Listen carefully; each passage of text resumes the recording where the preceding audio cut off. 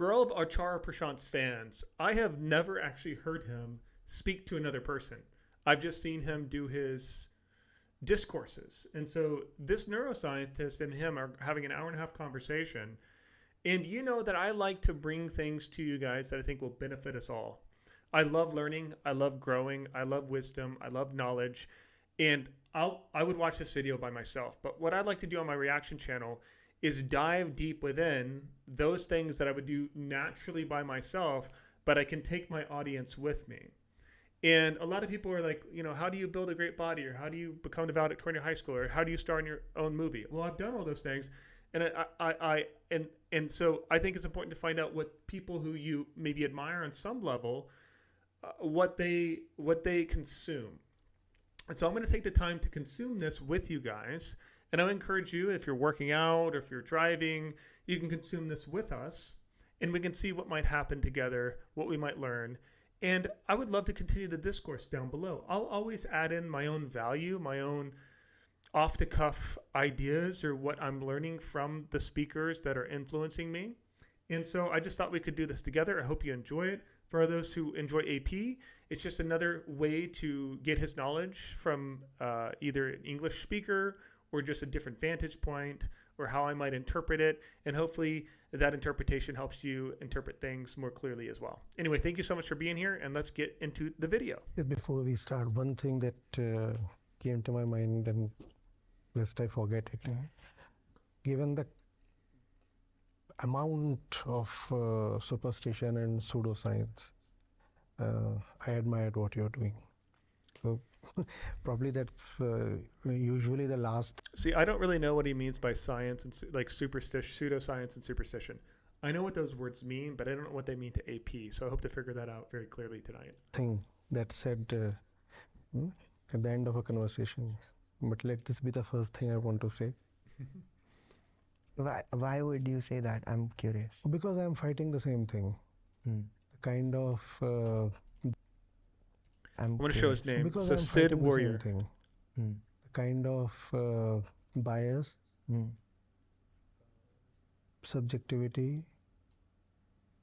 ill-placed belief in oneself. So AP starts by complimenting his interviewer. He starts establishing commonality or rapport. And our relationships really want to make it important that it's less about ourselves and more about that other person, because there's so much more we can learn from another person than we could ever give value to with just what we tell them. And dogmatic self-confidence that's going around. Right. I suppose that's what is killing everybody, including the very planet. Dogmatic self-confidence. Maybe that's a narcissistic arrogance that he's talking about. Definitely a disorder that we all have in some regard. I don't know why the human species is at that climactic point, but let's keep digging in. It's going to be very good. Right. So we need much more of what you are attempting. Right. And we need many more professionals to come out and speak for the facts. Otherwise, everybody is touting his opinions, and that is no good. Right. It doesn't take anybody anywhere. Yes, we can start. Thank you for that. And in fact, that makes it a great starting point for our conversation. Yes. Because I have always been a scientific student. I did my MBBS, my MD, and then I did 3 years in neurology. And all of my belief systems are informed through what I have read in my medical textbooks and through scientific textbooks. Right. And now when I think about spirituality, and I have been thinking about spirituality, the first problem that I came across was, is this a soft science? Is there any way I can confirm this? Can the same principles of science be applied in my study of spirituality? So today I have this golden opportunity to sit with you. You are one of the foremost experts of spirituality in our country. Most welcome. So I would like to start this conversation in that point, which is, for a scientific student, how should they approach spirituality? You see, science is hard. Yeah. Hard in the sense that it leaves no scope for subjective feelings or emotions or biases, right? A fact is a fact. And a fact is a fact if it is verifiable, falsifiable, replicable. Somebody else can come and test it. And it can be tested not just today, but at any point in time. And if there is even a single observation that negates my hypotheses, then my theory stands rejected. Yes. So there is a constant attempt, a very rigorous attempt in science to not to let the ego interfere, the self interfere. Right. I might like the fact, I might not like the fact, that doesn't matter. Right. I'm measuring the time period of a simple pendulum and I might be running a fever. Right. That doesn't alter the reading. I might be in a very bad mood. A man measures the thing, a woman reads the observation, they are supposed to be the same. Black or white, young or old. In that sense, the person doesn't count. And if that be the definition of hard, then spirituality is harder. Because you have to be your own witness. Here you are witnessing something that you might only be very superficially connected to. You know, that's a pendulum. Yeah. And I've inherited that from my grandmother, so there might be some relationship. Yeah. And you're observing the pendulum. Yeah. But what is spirituality? Spirituality is self-knowledge. Spirituality is not about spirits. It is about the self. Right. I really love that definition of spirituality. It's self-knowledge. That's the pursuit. It's a self-inquiry, and it's an awareness within the self. And I would say that it helps us identify the user manual of how to be human and how we operate in this physical reality. Self-knowledge is a really good, just easy way of saying that's what spirituality is. I like this definition by AP. So Adhyatma is Atmagyan. Spirituality is self-knowledge. So what is to be observed? The self. Right. And with the self has a relationship of identity. I am that. I am myself. Yes. It is harder because all kinds of biases and prejudices are bound to creep in. Yes. Witnessing is the heart of all self-observation.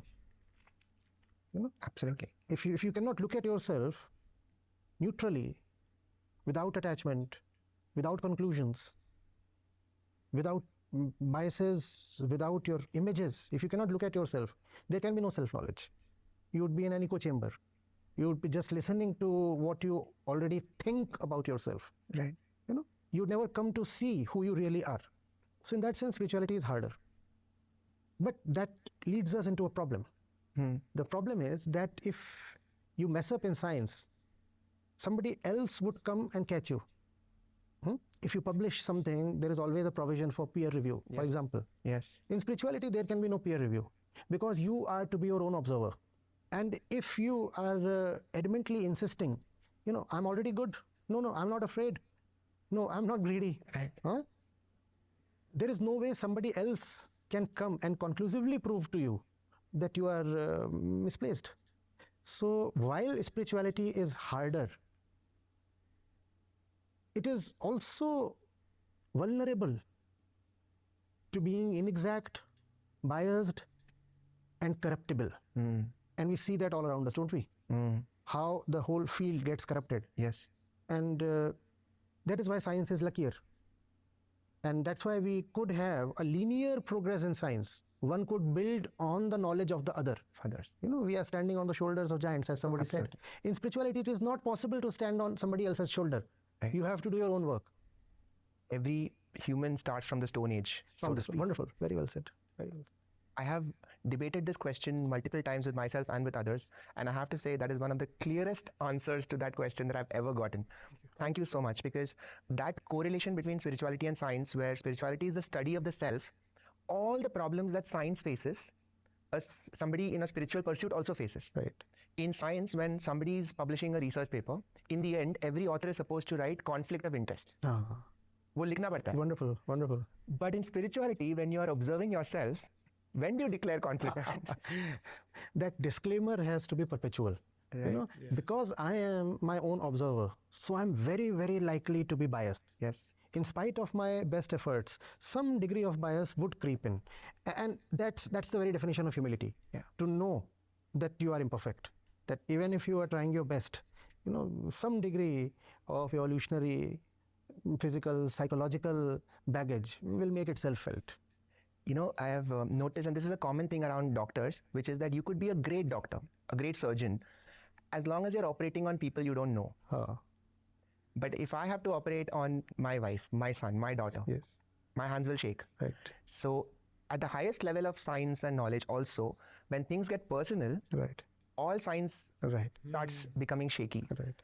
It's a really interesting point that as a surgeon, if you will, if you had to operate on a loved one, the attachment to that loved one would actually make you less effective. But keeping that person as a stranger, you're just doing protocol. It's kind of like when people go to the Super Bowl or for soccer, the World Championship or whatever it's called.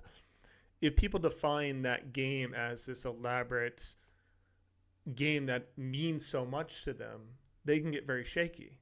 It's those men who can treat it as not a big deal. It's just like any other match, and they've done the work, and they've frameworked the game, and they've made it smaller and less important.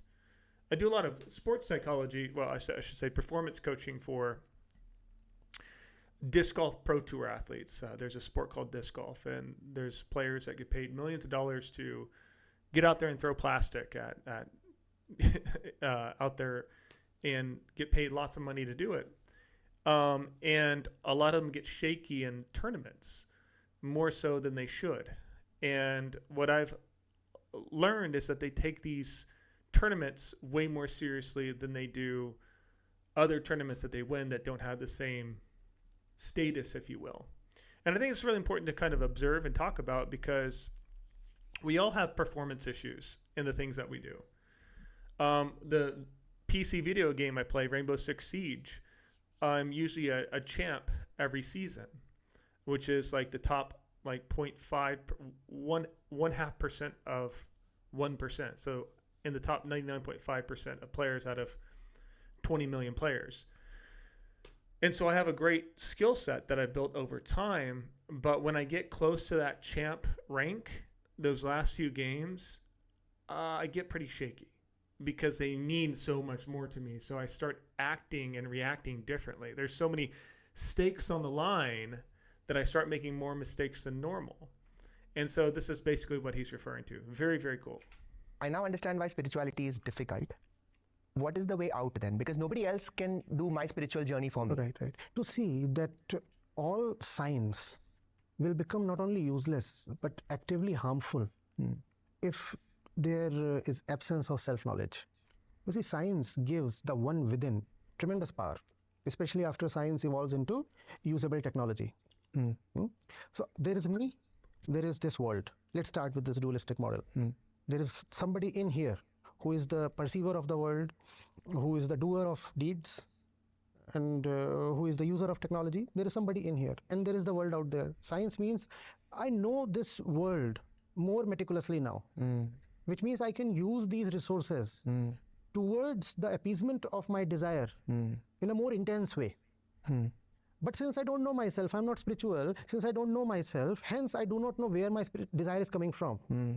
Therefore, it's like a monkey now having access to the nuke button. I remain that same primordial thing within, but externally I have gained a lot of power. Right. So as science progresses, it becomes all the more important, rather, how should I put it, mandatory, that spirituality should progress in equal proportion. Science without spirituality is disastrous, and that's what is happening on this planet today. What else is this entire specter of climate change? Correct. We know so much about the world. We today are scientifically, economically more progressed than we ever were in our evolutionary history. Right. And what has been the result of that progress? We probably are entering the 6th mass extinction phase. Right. And this one is man-made. The previous 5 were not. Right. So in the era of great scientific progress, spirituality becomes mandatory, something that just, cannot avoid, indispensable. So here I have a conflict. On the one hand, yes, absolutely. If I think about the scientific progress that has gone behind, say, me eating a chocolate cake. Right. So cocoa seeds from Africa flown here, big industries making that cake, making sure it's shipped to me. But in the end, the final result is me eating that cake to give me a dopamine spike, Right. to make the monkey in me happy. Right. All of this technological progress just for that one pleasure. Right. But on the other hand, isn't that core motivation what is driving technology forward? Aren't we doing things because we are basically monkeys at heart? Yeah, so then we aren't doing anything for ourselves then. You see, if the net result of that entire scientific endeavor was to raise the dopamine level, then everything was done by dopamine for itself. I didn't do anything. Whatever was done by dopamine. Because the net result was an increase in that pleasure, the dopamine level. Yes. The dopamine level. Yes. Right? So we know how systems operate. We also know that within systems, variables can have a tendency to maximize themselves. So this too is a system. And within this system, a variable can have a tendency to maximize itself. Right. So, because you come from that background, the rabies example might be particularly instructive. The virus is now there in the dog's body. And the virus makes the dog bite someone. Correct. So that the virus can enter the other body. Did the dog bite the other person? No. It was the virus that made the dog bite the other person. Similarly, did I opt for chocolates? No, I didn't. It was the dopamine that made me opt for chocolates. So the dog has done nothing. It's the virus that is commanding the dog. Similarly, who am I? If I am being commanded by my physical composition, I am then nobody. And then there is no dignity in life, because then I am a slave to my chemicals, my hormones and other things. There is no consciousness then. Yes. Because at the heart of consciousness lies the ability to witness yourself, lies the ability to not be dictated by your mechanical, chemical, biological composition. Right. We have reached consciousness way too early in the conversation, because I have realized that this is the hard problem of science. Right. Once we reach consciousness, there are very few paths to go from there. I want to take a slight step back to understand some core aspects of, I'm going to say, Hinduism, because you said a word adhyatma, and there are a few terms like this which do get used, but I feel people might not know their the root meaning. So can I ask you the meanings of some words like this? Wonderful. So adhyatma, you mentioned, was knowledge of Knowing oneself deeply. the atma. So atma, no, not atma, Okay. the one that you are, the self. Atma is a pointer towards the purest self possible. Adhyatma does not refer to knowing the Atma. Atma is conceptually so pure that it cannot be known. It's unknowable, agyaya. So Adhyatma refers to knowing who you are as a fact, not who you are in the utopian sense, in the idealistic sense. So Adhyatma is about knowing the very basic facts of your existence. For example, yes, I am envious, that's Adhyatma. Oh yes, I am covetous, that's Adhyatma. Adhi, what does Adhi refer to? More. That's from where Adhik comes, Adhikya. So Atma, the self, not Atma, not Atma. Self, you as you are in your normal day-to-day life. Is that what is referred to as mindfulness? Not really, because mana, mind, is just the aggregation of objects around the Atma. So this Atma is more correctly referred to as Aham, I, me, Ahankar. Right. And this Aham, Do we see how complex Hinduism is? And I'll be honest, it's hard to understand the words that he's saying. I do have this speeded up a little bit, but look how robust this system or technology is of Hinduism. Look at the time, attention, energy, and effort that people put into it to come up with a system of organization for the self. My question is, why don't we have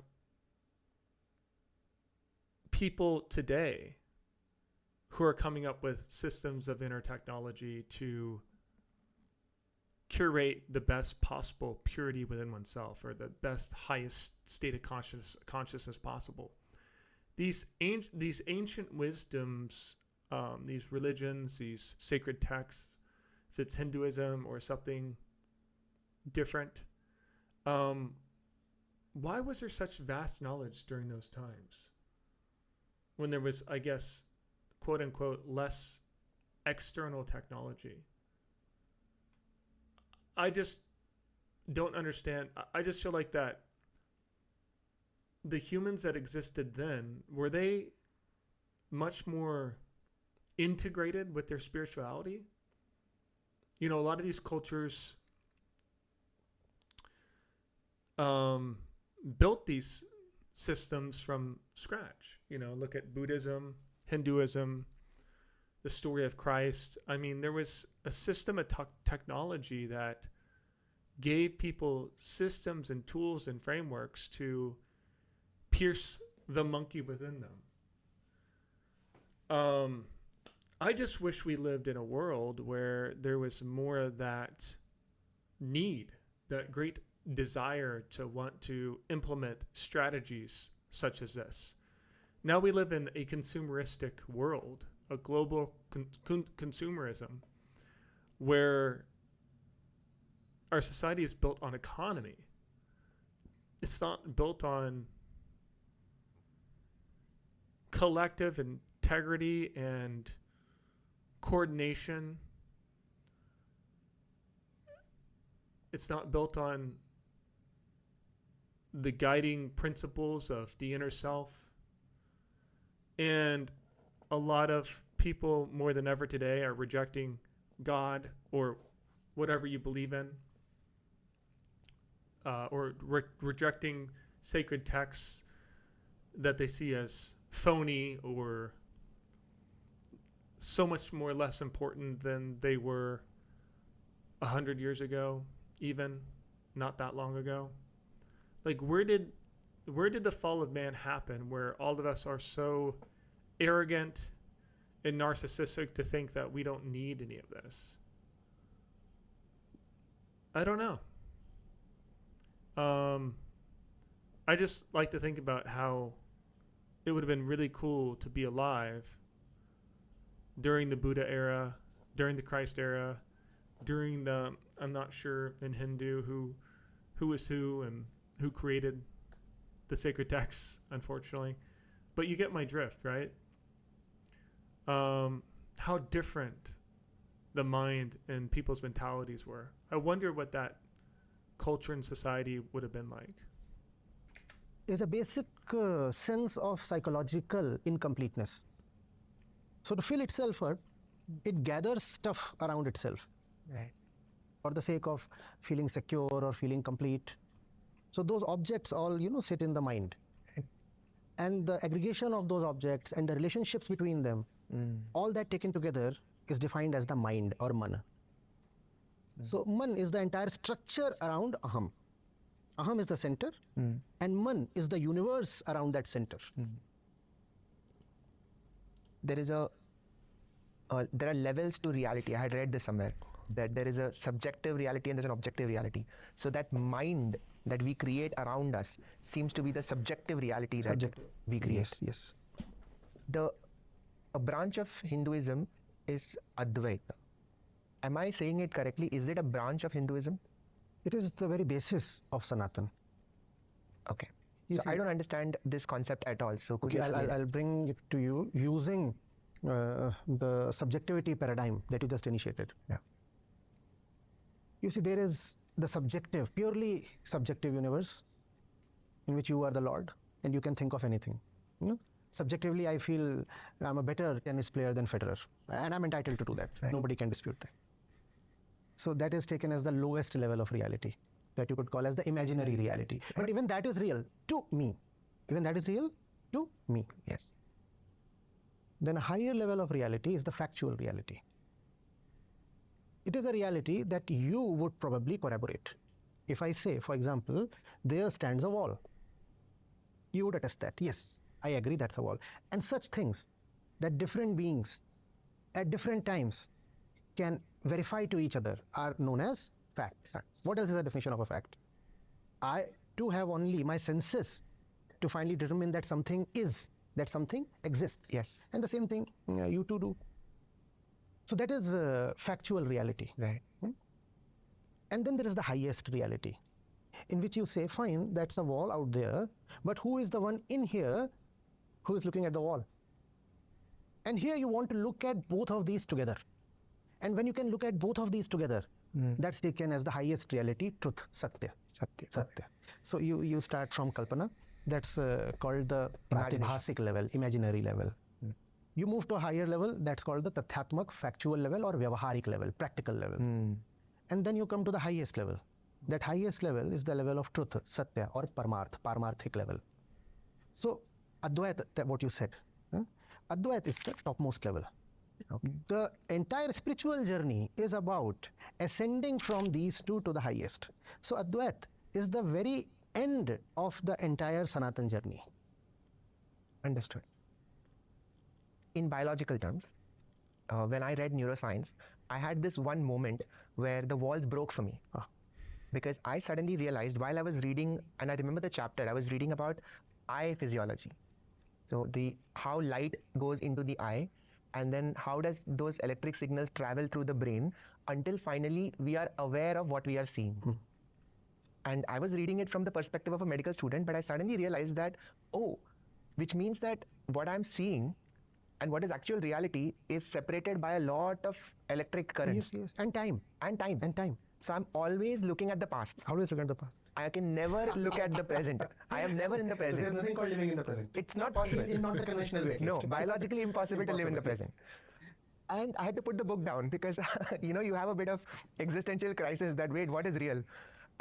So after I went through that, I think I went through these 3 levels in half an hour, which made me think that maybe a lot of what is written in these textbooks actually refer to these very real biological phenomenon, but because they were using different words, scientists are not referring to those books. Right. Because now all of this makes sense to me even from a neuroscience perspective. Right. Now, in Advaita, what is the path in Advaita to reach the highest level? The path is to examine any path you have chosen for yourself. That is the path. So Advaita is the pathless path. Advaita says anybody and everybody at any given point is on some path or the other. And what is a path about? A path is about your mental complexes, your desires, your choices. That's your path, right? So at this moment, for example, one might be very concerned about, I have to go and shop and the whole thing closes at 9. No? Yeah. So that's the path. Somebody is saying, I want to meditate. For that person, that's the path. Somebody is on some other way, some other desire, some other project. That's the path. Right. A path is not necessarily religious or whatever. No? Path simply means the direction that the mental space is taking. Now that space in everybody does have some direction, because none of us are settled beings. None of us is yet on the mountain top. So we are constantly in a flux, we are moving. The way of Advaita is observe your movement, observe your path. And that's all. So there is no particularly... That's really cool. How my brain works is I get super hyper focused. So if I do a video on AP, I'm really plugged in and I could watch this entire video for an hour and a half, do commentary for another half hour, whatever, and it'd be 2 hours, right? Or I could go play disc golf and do that for 90 minutes to 2 hours. Or I could go lift weights for 60 to 90 minutes. And I'm just completely consumed by that task. Or I could read a book like A Course in Miracles, which is a very intriguing book for me. It's like this thick. And I can just be endlessly consumed by it for hours. If I want to build a project, I can focus in on a project which feels like for a week straight without getting tired. But then I get on a different path. Like I'm always getting on these, it's almost like I'm hopping on different trains that already have momentum. I just hop on a train and I just go. And I just lose all focus on everything else. Now, this is a blessing, but it's also a curse, because then I forget to do other things that I should be focusing on. Like if I want to learn how to like create or be a better YouTube editor, I'll just obsess over that for too long.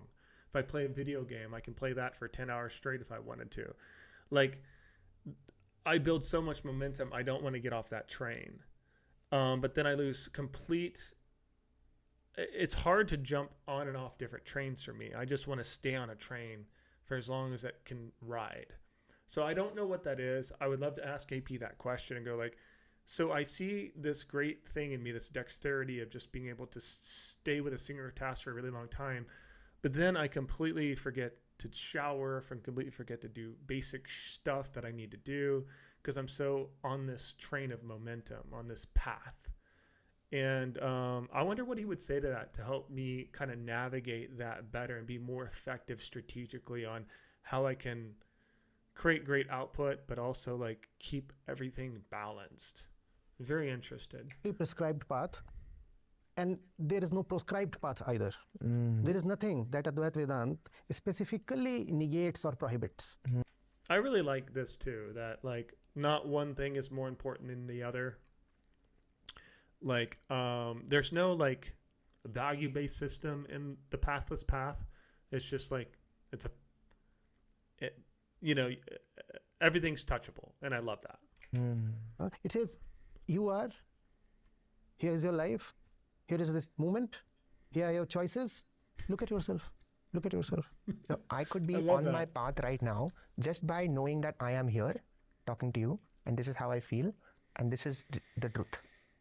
The truth is when you can see how these two realities, the one within and the one that you are experiencing outside, are one. Otherwise, there is an artificial sense of separation. One feels that there is this universe and there is me. And we two are distinct. But when these two can be seen together, then the separation falls. And that is non-duality. No, I will not go into non-duality. We'll understand what Why not? duality includes first of all. And that will probably help us with a pointer towards non-duality. You see, if I do not know myself, and some wonderful, delicious aroma comes wafting, I would insist, I want that food item. Yes. I want that food item. Yes. In the sense, there's that food item and there is me, and the two of us are separate, and it's my decision to want that food item. Or if I'm walking down a road and I look at a hoarding carrying an advertisement, and there is a new model of a mobile phone displayed, I'll say, I want that phone. Yes. It's a sovereign decision I have made. To be able to look at these two together means I'm able to see how my internal processes have all been governed by that external fact, that I do not exist independently of that aroma or that hoarding. That what I call as my desire is nothing but a function of what I am perceiving on the outside. You're responding or reacting to... I'm just reacting like a chemical. There is no difference. There is just no difference. Chemical A falls on chemical B. Does chemical B have a choice? No. Similarly, I smelled that food item and I said I want it. Did I really have any choice? Potentially, probably I had. Potentially, maybe. But the way we live, we have no choice. Since we have no choice, therefore, I could say we are enslaved. And that's where human suffering lies. That's really interesting.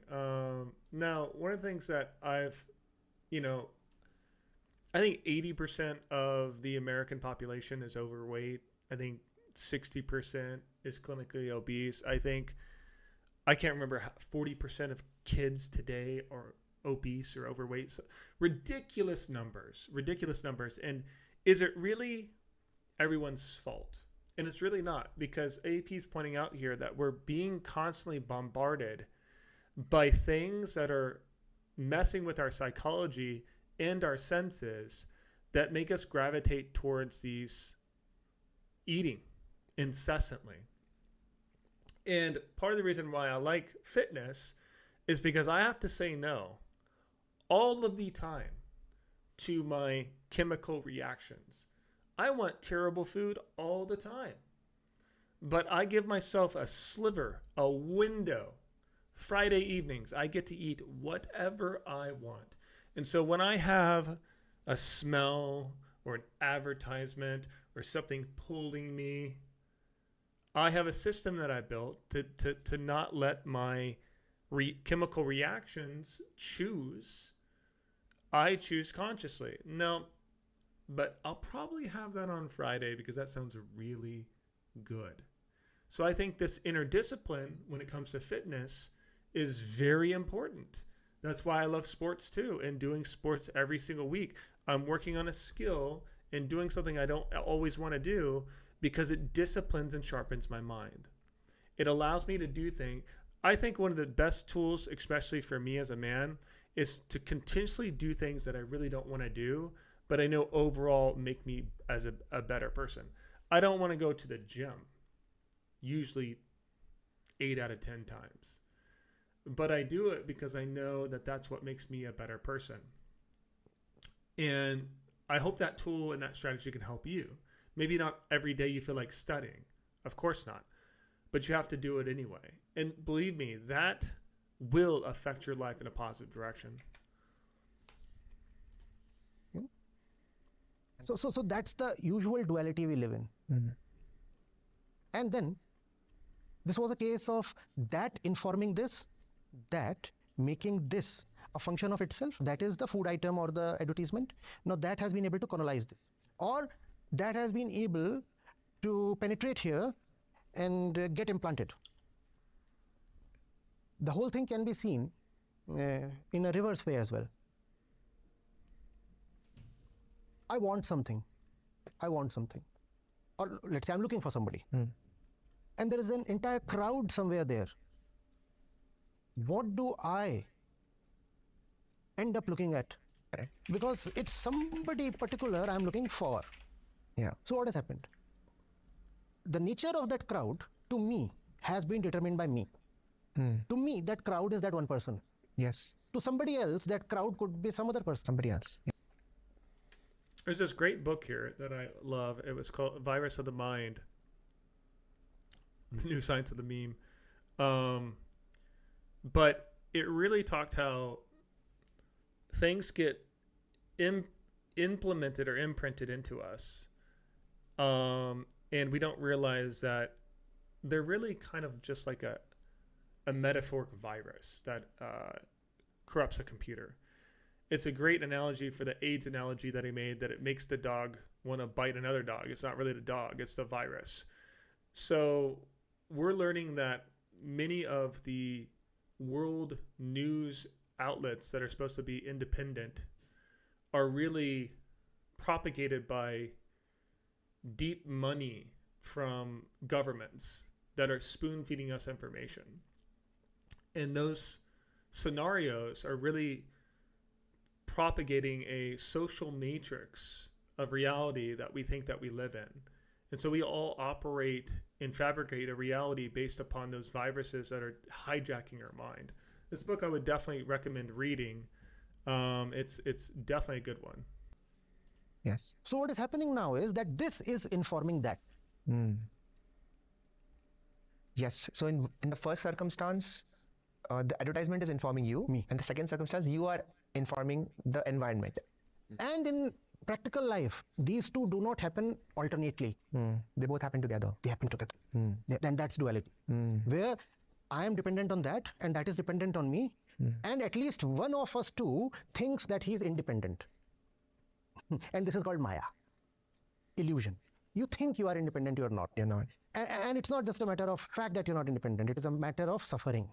Because you're not independent, therefore your desires are not yours. Therefore you spend your life chasing something that you never actually needed to chase. Right.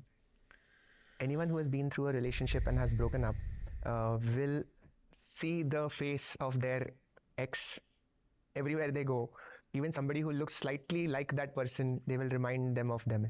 Because now the brain is constantly walking around with that reference in mind. I'll give you an example. Somebody quoted it to me. I found it instructive. He said, I'm about to buy a particular model of car now. He says, when I'm traveling down the expressway, Yeah. all I notice is that particular model. There are so many cars, but my eyes always come to rest on that particular model. Yes. So that's how we determine the external reality. Yeah. And nobody could could authentically claim that there is an objective universe really. Yeah. This universe that we think of is a function of who we are. Right. Science would very openly agree to that. You see, the colors that we are looking at are determined by the capacity of these eyes. Yes. And the optical nerves. Yes. 4,000 angstrom, 8,000 angstrom, Right. less than that, more than this, Yeah. the universe does not exist. Not that we cannot see. Yeah. We will say the universe does not exist. Yeah. Less than 20 hertz, more than 20,000 hertz, nobody said anything. No sound. Nobody said anything. Not that I cannot hear, not that nothing is being said. Nobody said anything. So we remove the existence of that thing itself. Yes, and we superimpose something on the nature of the universe itself. We do not say that it is my projection. We say the universe is an objective reality in which only 20 to 20,000 hertz exist. Yes. Put it this way. Interesting question. You'll relish this one. If there is something you can neither see, nor hear, nor smell, nor touch, Is it and real? not even think of, does that thing exist? No. So the definition of existence itself depends on my sensory capabilities. The definition of existence itself. So what is the universe then? An objective reality? Correct. Can there anything be objective? There's nothing called an objective reality. Everything that is objective owes its existence Yeah. to my senses. And if something falls totally outside the purview of my senses, it ceases to exist. The universe is gone. Correct. Somebody would say, oh, but if I cannot look at something, does it not exist? Suppose I close my eyes and walk into a pillar, won't I be hurt? I'm saying let's tighten the conditions. Yeah. Something you cannot see, not even hear, and not even touch, and not even mentate, not even think of. Now does it exist? No. So the universe is very much dependent on my senses. There are so many levels to this. There's this phrase that if a tree falls in the middle of the forest and there's nobody there to see it, did it really fall? Who knows? If you observe a child is very entertained by this game called peekaboo. Because in that child's brain, for those few seconds when you close the child's eyes or you disappear behind a curtain, the child's brain is not able to grasp this concept that something can exist when it is not in front of me. So when you come back out, the child is filled with surprise. And giggles. How they happen here? In its brain, it has solved a riddle. Right. So according to the child, it has solved a major problem. Yes. I realized now that you were saying this, that you never outgrow this. Out of sight, out of mind is something that is always going to exist. If you were to think of if our eyes became capable of seeing even a few wavelengths left and right of the spectrum, the world will look very different. Oh, the universe would expand. The universe would expand. The universe would expand. If my eyes could look at a wider spectrum, the universe itself would expand. If my mind could think differently in different dimensions, again the universe would expand. So is there something called an objective universe, or is it all dependent on me? Yeah. I think physics is coping with this when it is trying to deal with dark matter and it is trying to deal with subatomic particles, because these are things that don't lend themselves to, let's say, easy measurement. They don't lend themselves to the framework in which there is an objective reality. Right. Now physics has come to a point where observations are being altered by the very presence of the observer. Yes. Now, so what do you do now? You cannot say this thing is. You will also have to write the name of the observer and mention the specific conditions under which the observation took place. Correct. It's true. It's really cool to see how matter at the most subatomic level is actually altered when it's being perceived by somebody. It's insane to know that matter shifts differently based upon an observer than it does independent of any observer, which says something about how we and the universe are in more of a symbiotic relationship than anyone's really alluded to in science. Which is very new to science. We never used to do that, Thing is a thing, irrespective of who made that observation and such things. All right, for the purpose of humanistic gratitude and expression, we say Newton's laws. Yeah. But it could have been anyone. Could have been anyone, and you remove Newton, the laws remain as they are. Correct. But now physics has come to a point where you cannot say that the thing exists independently of the observer. So what you're saying is you can only avoid subjectivity up to a point. you'll have to fully endorse subjectivity. That's Advaita. Ahameva hi kevalam. All this is the great self, and nothing else is. All this is the great self and nothing else is. I mean, it makes sense even on a scientific level that matter literally changes at the subatomic level based upon your observation of it. And I would like to add into that yes, but also it's not just us, that we are part of that whole macrocosm, the whole, although we're independent in some regard, we're all a drop of the ocean. And you can define the ocean however you want, as God or consciousness or universe, or the names are relevant. But there's something magical to know that we all are interconnected. Like you and I are more interconnected and more the same than we think ourselves to be. We feel that we are the center of the universe and everyone else is just a player in our world. But really, we all together are a collective. It's almost like we're 8.2 billion cells collectively make up a human body. Like we're all one cell in this body, in not just the human species, but life itself. And so to know that all of this is interconnected, this is where I really feel that we can orchestrate and manifest different things into our lives. And maybe this goes into the pseudoscience that they're not really into. But if it was just me, Cody, that grew up in a town of 1,000 people in the biggest town in the whole county, I mean, it was really remote, and I could go out to Hollywood and star in my own movie, not knowing anybody, sleeping in my car, that wasn't me. It's not because I'm special and anointed. It's because we're all special and anointed, and we all can create in this life. That aids and abets are bold prayers. It really does. I've seen it throughout my entire life. And the only reason that I miss my mark is because of my lack of faith, my lack of belief in that possibility, because I've allowed the matrix of society to try to convince me that none of that is true, that I'm not connected to a divine source, and that I don't have a divine spark in me, that I'm just a small little pawn in the grand world of life. But I feel like all the great spiritual masters knew that although they were a small pawn, paradoxically they were the entire entity, the entire thing, the entire source, the entire cosmos. And I think that's what AP's alluding to here too. I know this video got pretty long. I'd really encourage you to watch the rest of this video. I know I'm going to, but I just wanted to give you an introduction. I'll leave the original video source down below so you can finish this off. And we left off at the 36-minute mark. So please enjoy. Please do your due diligence. Hopefully you continue learning something. It's great to see AP in a conversational piece, because I like to see how he interacts with others. That was really cool to see him engage, explain, expand on his information. And thank you for taking the time to watch this.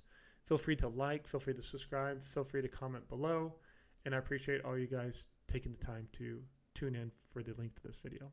I'll catch you on the next reaction video. Thank you guys. Take care and bye-bye.